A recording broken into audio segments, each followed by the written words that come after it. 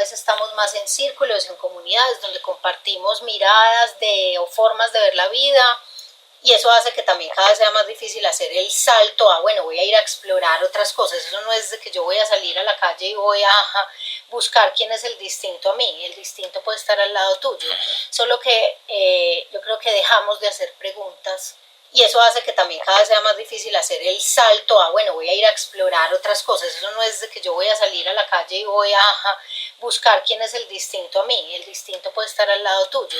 Solo que yo creo que dejamos de hacer preguntas, dejamos de proponer conversaciones, empezamos a creer que solo podemos conversar a través de grupos de WhatsApp, y en la mayoría pues está prohibido hablar de política. Entonces cuando se habla de política es un montón de emociones, entonces se cancela el grupo de WhatsApp.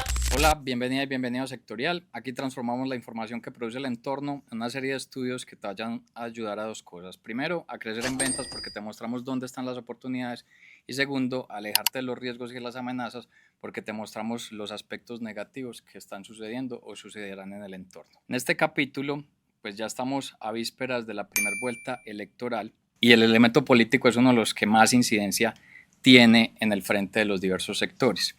Y este elemento político pues despierta muchas emociones y nosotros tratamos desde Sectorial sacar a un lado las emociones y poderlo aterrizar desde el análisis. Para poder hacer análisis hay que lograr conversar y hablar con diversas visiones. Teniendo en cuenta eso, le hicimos la invitación a Amalia Londoño. Amalia es columnista, tiene una visión bastante buena, bastante grande en todo lo que tiene que ver la importancia de hablar con el diferente. Entonces, primero, Amalia, mil gracias por aceptar la invitación al podcast de Sectorial. No, a ustedes, gracias por invitarme. Bueno, yo la primera vez que escuché a Amalia, la escuché en un programa de la W Radio, que era La Hora del Regreso, un programa muy bacano porque le enseñaba unos elementos de tecnología. El momento pues de regreso a la oficina era bastante chévere escuchar esas visiones. A Amalia la hemos visto también en la Secretaría de Cultura en la Alcaldía de Medellín, profe universitaria, dirigiendo filantropía en EAFID, dirigiendo lo que es Caracol en la regional Antioquia, columnista en El Colombiano, y eso permite hablar con un montón de personas. Y Amalia tiene un tema que a mí me gusta mucho y me quedó sonando demasiado, que son las cajas de resonancia. Es la importancia de uno poder hablar con el diferente, la persona que piensa distinto a uno, para uno tener como una mayor cosmogonía, una visión a la hora de poder tomar una decisión. Yo le quería preguntar a Amalia, y es, ¿qué son esos elementos de cajas de resonancia? ¿Qué es eso de uno poder conversar con el distinto, con el diferente, y cuál es la importancia, sobre todo pues en un momento de estos tan crucial como las elecciones, poder conversar y no tener la apertura para esas conversaciones diferentes? Pues bueno, Alejandro, yo lo que creo es que desafortunadamente lo que más describe hoy la conversación cotidiana con el otro es la tecnología y es el algoritmo que, sin darnos cuenta, empezó siendo un reflejo de lo que nosotros éramos y nosotros hemos terminado siendo un reflejo de lo que el algoritmo hace. Uh-huh. Y lo que el algoritmo hace ya lo sabemos todos, y es que nosotros empezamos a dar me gusta o a quedarnos más tiempo en algo, y ese algoritmo nos prepara para ver siempre más de donde hemos nosotros puesto nuestra atención. Uh-huh. Entonces yo creo que lo que ha pasado en los últimos 3 años, tal vez después de la pandemia, como de manera muy contundente, es que la atención es nuestro valor más preciado y la estamos poniendo donde no es. Y la estamos poniendo casi siempre en donde estamos cómodos, y eso se refleja en nuestras conversaciones cotidianas, porque cada vez más hablamos con personas más parecidas a nosotros y cada vez más nos encontramos como con la actitud o con una situación en la que evitamos encontrarnos con ese con el que piensa radicalmente diferente a nosotros. O incluso cuando hay unos puntos, preferimos no discutir, y en esto me refiero específicamente como a política o a temas muy densos, sí. Porque claro, en los negocios pues tú te encuentras con gente con posturas distintas y negocias, pero en la política, como en otras cosas, cada vez más nos sentamos como en dogmas, en yo no quiero hablar más con este, porque piensa así, eso significa que... Y eso es un reflejo de un algoritmo de nuestra vida cotidiana y humana, en la que no estamos permitiendo conocernos, conocer tantos entornos. Y yo tengo un análisis que ya es muy personal y es que es también el reflejo de muy poco arte en nuestra vida. Porque si algo nos da el arte desde cualquiera de sus expresiones, un libro, una manifestación de arte y mirarla y observarla, es conocer el mundo, es conocer otras vidas, pero cada vez estamos más lejos de eso, leyendo por fragmentos, leyendo a ratico, leyendo en redes sociales, viendo las cosas a través de una pantalla, y eso se refleja muy sutilmente y muy silenciosamente. Y el problema es que uno siente que se está informando, pero uno realmente no está informando, uno está haciendo como un zapping de titulares que no sabe si al interior del contenido está o no está un fondo analítico, simplemente se quedó uno con ese título y eso hace un repost y todo el mundo dice, mire lo que dijo. Un video, peor, o que cuando decides entrar a leer el artículo completo, o es de suscripción y no puedes, sí, o está lleno de pautas que no te dejan leer de corrido, y todo eso que parece como la minucia de la información o de cómo lo consumimos termina por delimitar también que cómo nos informamos nosotros. Sí, y también como un reto gigante, me imagino, para los medios, que es cómo capturan la atención del usuario a través de ese título, y nos hemos encontrado mucho que en el desarrollo del análisis termina siendo muy pobre, pero había que capturar la atención al título, entonces luego no estás informando y de pronto pues espacios como estos tipo podcast, pues uno puede llegar un poquito a más nivel de profundidad. Y entonces si eso está ocurriendo, ¿cómo hace uno para poder hablar con el distinto? Porque claro, o sea, entonces tienes a través del tema del algoritmo el mismo tipo de información y entonces tú empiezas a sentir que el mundo piensa igual a como vos estás pensando, porque esa es la mayor interacción que hoy en día tenemos, es a través de redes sociales.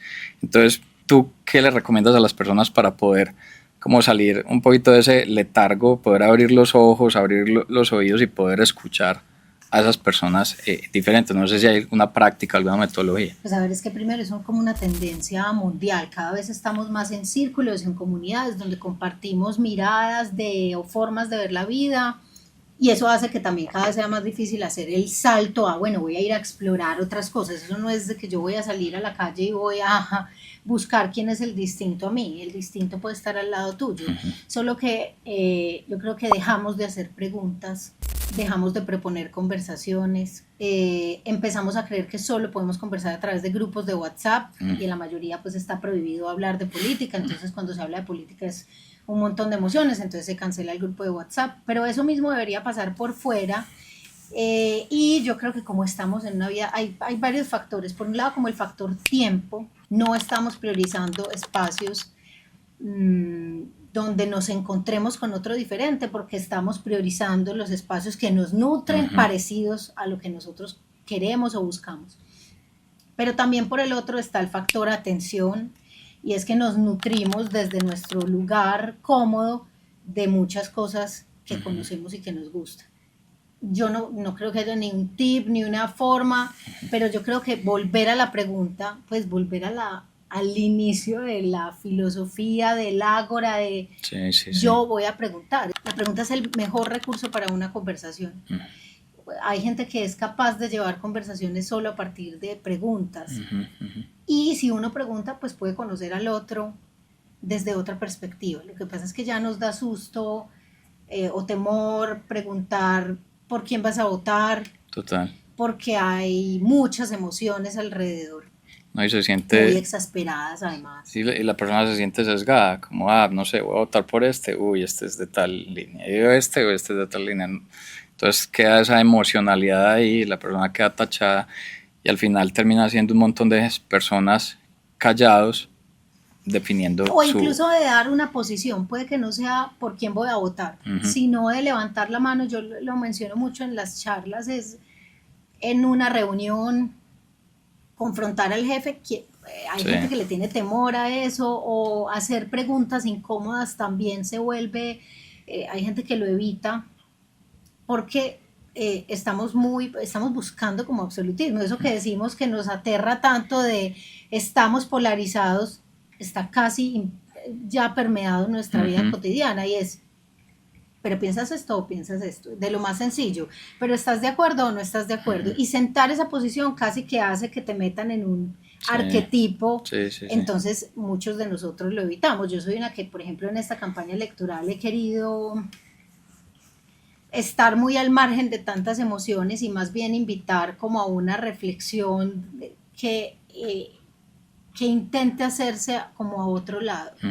Y mirar en perspectiva y dejar los ánimos más eufóricos para otro momento y no parecernos por ahí a un equipo colombiano que celebró el triunfo sin haber ganado la copa y después quedaron como el ridículo. Yo creo que también hay que ser un poquito más, diría yo, más prudente con las emociones, sobre todo en la política, porque son las emociones en la política las que nos han traído a un panorama como el que tenemos hoy. Sí, que al final es triste, porque entonces la emoción dicta quién vaya a ser el líder o la líder del país, no un poquito como la integración de la mente y el corazón de lo que pueda ser lo mejor para el país.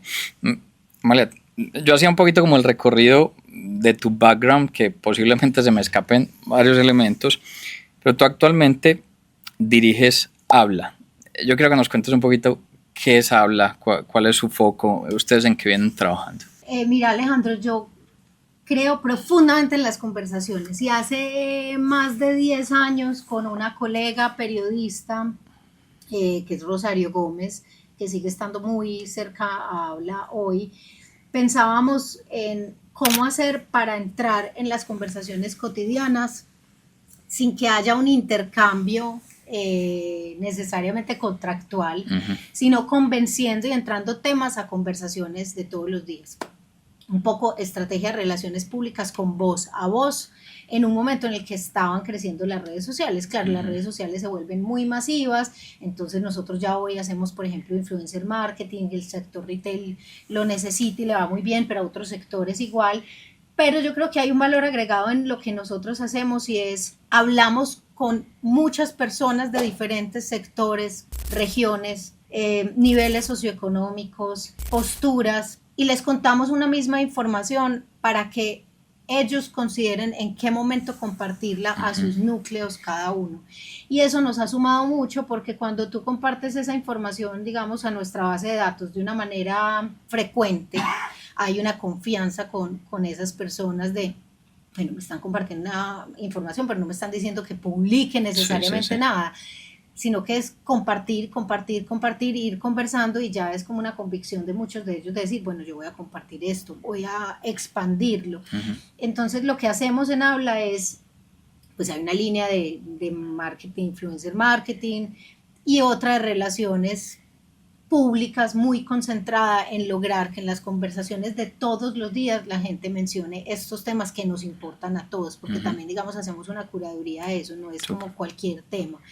Y finalmente, pues estrategia en comunicación, que es lo que me gusta hacer y que es lo mismo, pero dentro de las empresas. ¿Cómo hacer para que fluyan las conversaciones dentro de las organizaciones? En este mundo conversacional, ¿tú has de pronto analizado, pensado cómo van a ser las conversaciones a partir del 8 de agosto? Es decir, si uno pensara, no sé, este es el nuevo líder o esta es la nueva líder, ¿cómo sientes que van a ser esas conversaciones a partir de ese momento y en un momento pues tan crucial que estamos? Yo, a ver, si te hablo con el ideal, te diría que sea cual sea el panorama, si de verdad es el país lo que importa, es que nos tenemos que sentar a conversar y a hacer, no solo a conversar, sino a intentar hacer con el otro, que creo que es lo que sobre todo le ha faltado a este gobierno, y es no solamente sentarse a hablar desde el simbolismo que les gusta tanto a la izquierda en Colombia, sino sentarse a hablar y poder hacer juntos. Y yo creo que hay algunos sectores que lo han logrado en este gobierno, pero creo que hay muchos otros concentrados en detener ese hacer y esa ejecución porque están todavía como muy parados en la emoción de todo lo que podría pasar si hay un continuismo.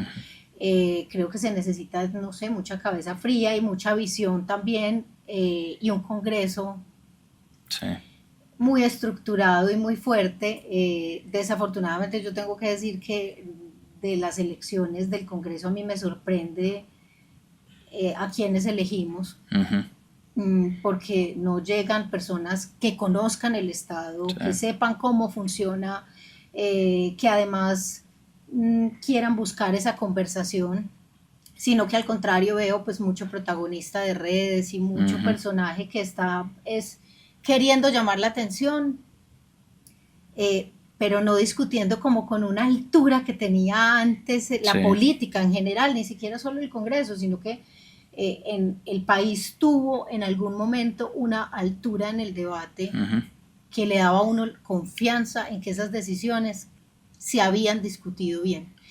Pero hoy nosotros tendremos pues a partir de agosto un congreso en el que brillan personajes sin experiencia y en el que yo creo que hay una búsqueda de atención, de show, pues es que a ver, nosotros quienes sabíamos que el nombre y el apellido del superintendente de salud de hace 7 años, pues los periodistas de pronto, el sector salud. Pero hoy sabemos qué hace el superintendente de salud porque saca un video y un reel, porque además es una persona que está imputada e investigada sí, por corrupción. sí, sí, sí. Entonces, tal vez en ese momento es la ciudadanía completa exigir a quienes votamos como una rigurosidad mayor y a quienes tienen una voz importante y relevante en el país, sean periodistas, políticos, locales, etcétera, altura en ese debate, porque además descansamos 6 meses, pero después empieza otra Sí, campaña el otro año sí, que no está lejos de ser muy parecida en lo violenta y en lo fuerte a la que estamos viviendo hoy. sí, eso es clave porque pasa presidencia el próximo año, entonces ya nos vamos a elecciones regionales. Y en lo que tú mencionas de Congreso, a mí me ponía un poquito triste porque hace un tiempo nos sentamos con Federico Restrepo, quien fue pues, el gerente general de EPM y quien estaba participando ahora en la contienda para ser congresista, para ser al Senado, y a mí me parecía bastante importante, bastante interesante ver una persona con ese nivel de rigor técnico, poderlo ver en el Congreso y nada, no pasó. Y los que terminan pasando, pues generan ese tipo de elementos donde el poder de la conversación sea muy limitado. Y tú lo mencionabas, la conversación limitada que se ha podido dar en estos años y un poquito con deseo de que se puedan dar unas conversaciones más abiertas, que no ha ocurrido, pero no sé si lo ves también, qué pasaría si, no sé, una persona como Abelardo de la Espriella quedara de presidente, si también las conversaciones se darían o no, o si nos remonta a otros momentos de nuestra historia que por temor a ese líder, su mismo equipo no le decía las cosas y que entonces llegue como una mano, no sé, tan firme que antes lo que genera es temor y cuando se genera ese temor, pues no se logran conversaciones. Yo no sé si tú lo ves de esa manera o qué encuentras No, yo ahí. siento que eso pasa hoy incluso con manos que no son Sí, tan firmes y que también pueden gobernar y no escuchar al mismo tiempo. Creo que las redes son muy mal termómetro para vivir, para sentir lo que piensa la gente acerca de la política en general. Pero cada uno sí se fija en sus redes y termina tomando una decisión ahí. Pero sí, sí, sí. nosotros, yo creo que somos muy dados a guardar para último momento un montón de decisiones Uh-huh. y a tomar la decisión ahí, cuando estamos ahí. Y en ese momento en el que ya tengamos un presidente, sea el uno o el otro, si ese presidente no escucha, la ciudadanía tendrá que encontrar maneras de expresión muy distintas a las que hemos tenido hasta hoy. Es que Uh-huh. ya nos hemos dado cuenta que las que hemos tenido hasta hoy tal vez no sean ni tan simbólicas. Hace muy poco entonces tenemos el evento en la casa de Uribe, van a Uh-huh. pintar, derecho tienen a pintar las paredes y a manifestarse. Yo creo que los símbolos siempre van a ser bienvenidos, pero que sea del otro lado tan Sí, inocentes sí, para sí. pensar que esto no fue una estrategia para provocar, tampoco. Y Uh-huh. que no se pueda provocar, pues yo creo que sí se puede provocar, eso es el arte también, pero creo que hay un timing y nosotros tenemos que medir también lo que provocan esas emociones en la gente. Si tiene un congresista, porque es una persona que va a ser congresista dentro de muy poco, la capacidad de movilizar un montón de gente, Pues hombre, con un poquito como de sensatez, hagámoslo en un momento distinto. Es que ya tenemos los Sí. ánimos súper exasperados como para seguir peleándonos los unos los otros. Debería haber un poquito más de búsqueda de debate sin tirar Ujú. fragmentos de cosas en redes que se hacen virales. No sé, yo he puesto un par de mensajes en Twitter que querían buscar conciliación y me he encontrado con un montón de gente que Cero. termina tirándole a uno por Sí, eso. sí, sí. Entonces sí creo como que el momento en el que hay ese tipo de manifestaciones termina por también por determinar qué es lo que quiero Ujú. provocar, un desorden o de verdad quiero provocar una reflexión, De acuerdo. porque yo creo que eso también se puede medir Ujú. desde la distancia. Sí, sí, sí, de Venga, yo acuerdo. me manifiesto mi mensaje, pero cuando ya la intención no es solamente mostrar y generar reflexión, sino Ujú. caos, yo creo que el asunto es muy distinto. De acuerdo. Ojalá tengamos un presidente que escuche, solo que hay muy mal precedente con dos candidatos que no van a debates, con dos candidatos que no escuchan a la prensa y con dos candidatos que de manera muy silenciosa y particular se han negado a la conversación pública. Sí, o incluso proponiendo que asisten a un determinado evento, pero que no admiten preguntas. O sea, que va al evento, presenta un programa y se retira. O sea, ahí jamás se va a dar la conversación. O se va a dar incluso que uno pudiera llegar a un acuerdo para prosperar en el Se país. la han dado a quienes tienen, se la dieron a Westwood, se la dan a personas que tienen alta atención en redes. Un poco porque también si la información en redes nos llega fragmentada, se puede manipular más. Sí, sí, sí. Entonces, ahí yo creo que también es pura estrategia de evadirla y eso pues siempre ha sido válido en lo político, entonces tristemente en ese panorama estamos. Te voy a proponer que nos tomemos un aire de este tema político, porque Amalia, tú tienes un newsletter que está en Substack. Yo les recomiendo que ingresen a Substack y búscanlo. Está como Amalu, el newsletter. Y tú hablas ahí sobre un poquito como futurismo, tecnología, generaciones, que ha sido como los últimos elementos que estés analizando, como esa información útil para también estar nutriendo este conocimiento y las mismas conversaciones. A mí me obsesiona el tema del tiempo y de cómo nosotros vivimos el tiempo, lo poco que pensamos en él, pero cómo nos arrastra a un estilo de vida, a una calidad de vida, a un estrés, a enfermarnos. Y yo siento que después de la pandemia el tiempo se ha acelerado.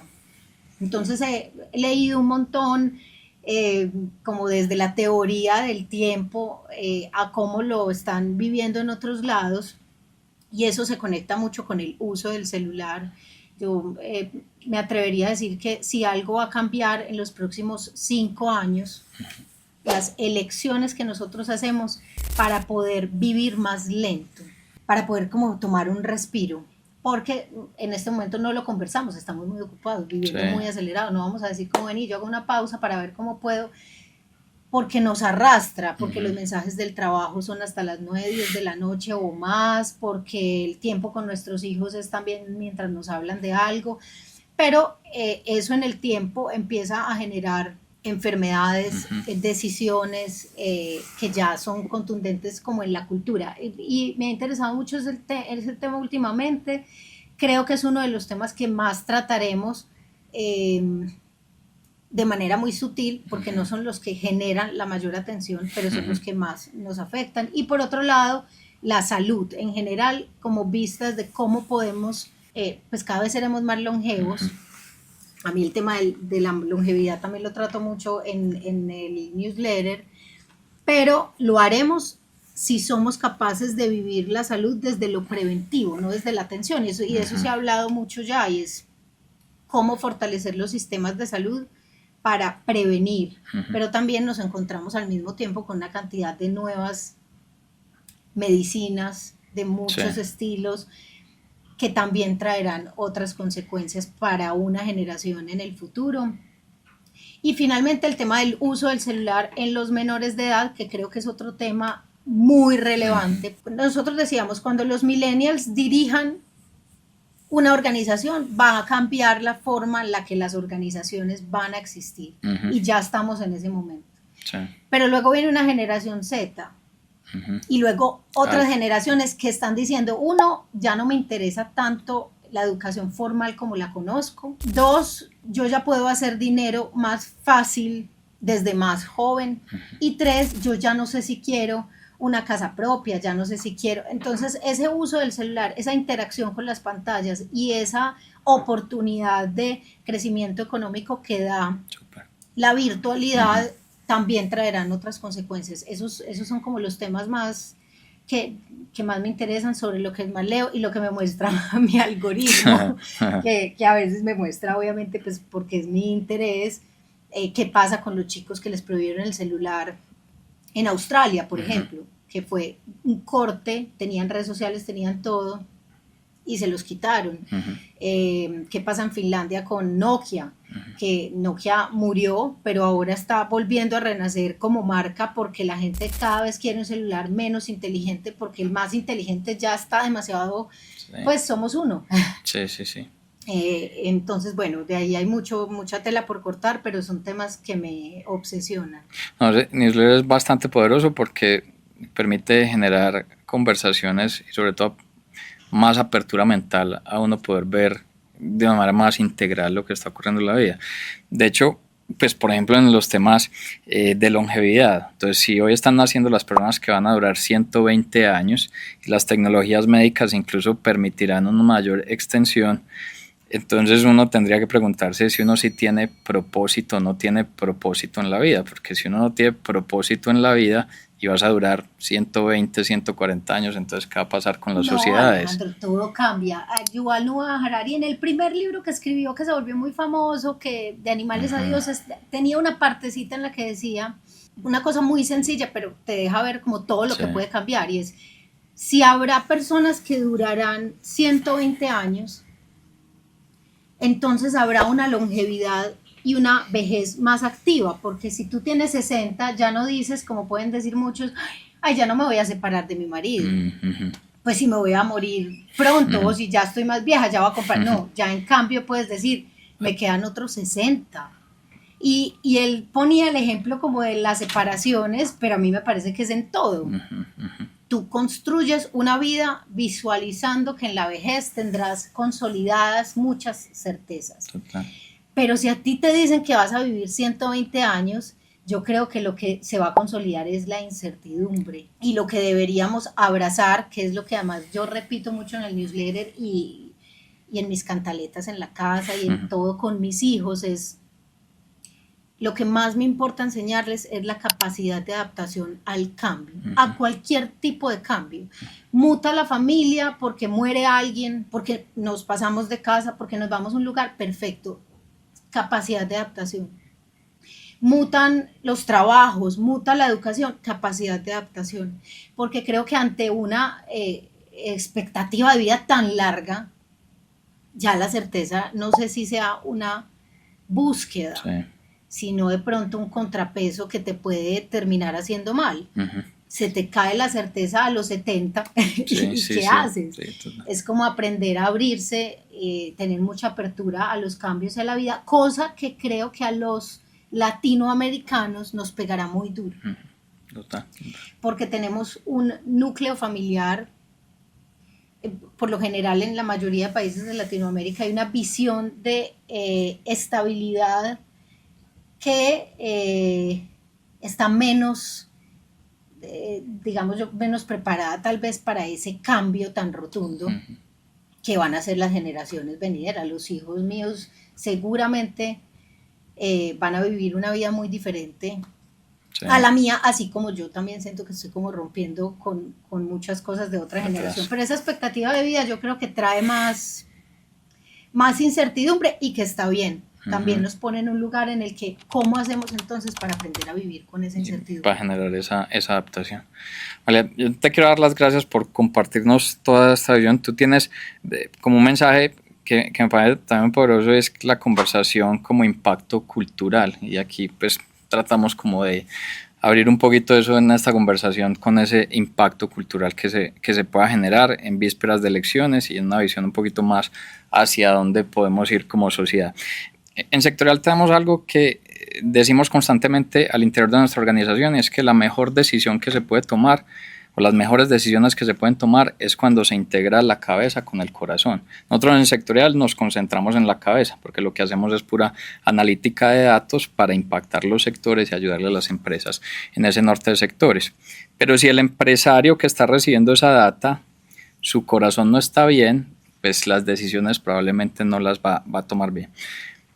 ¿Tú qué haces en tu día a día como para integrar esa cabeza y corazón? O sea, no sé, hay un libro, deporte, ¿qué tú recomiendas para integrar cabeza y corazón? Yo creo que la dicotomía también nos hace mucho daño porque nos hace creer que todo lo del corazón es irracional y que todo lo de la cabeza es demasiado racional. Y no creo que sea así siempre.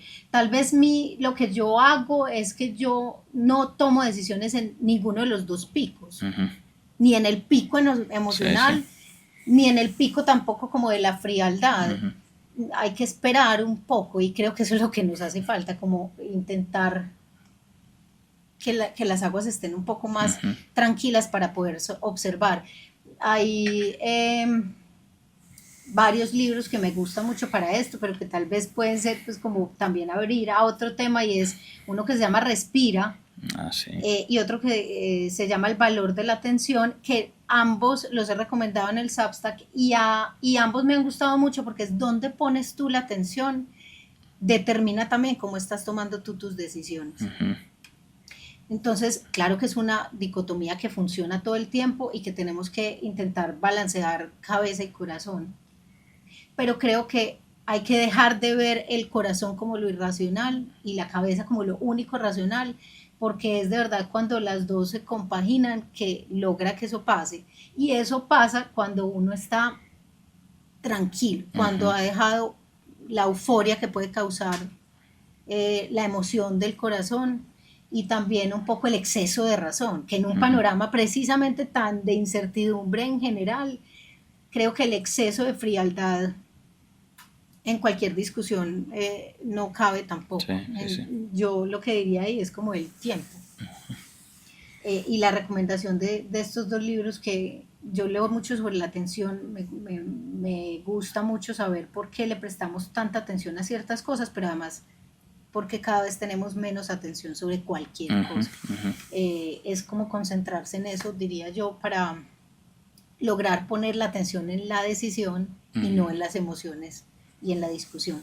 Sí, en Respira hay pues como una especie de tip que me parece muy bacano, muy poderoso, que es que uno en un minuto debería respirar 6 veces. Entonces, pues hagan ustedes el ejercicio cuántas veces respiran en un minuto, y si son más de 6, pues entonces uno está viviendo la vida en un rush gigante, y si son 6, pues tiene la capacidad de poder tomar las cosas con Pero más además calma e él dice una cosa, es integralidad. que tomamos las decisiones cuando no hemos terminado, cuando seguimos agitados. Sí, Pues sí, como sí. que la traducción es como cuando seguimos agitados. Uh-huh. Es como que todavía estás así, estás diciendo, decidí esto, en vez de respirar profundo Súper. y decir, bueno, voy a decidir esto. Total. Y es un símil, pues, o una imagen que puede ejemplarizar lo que vivimos todos los días.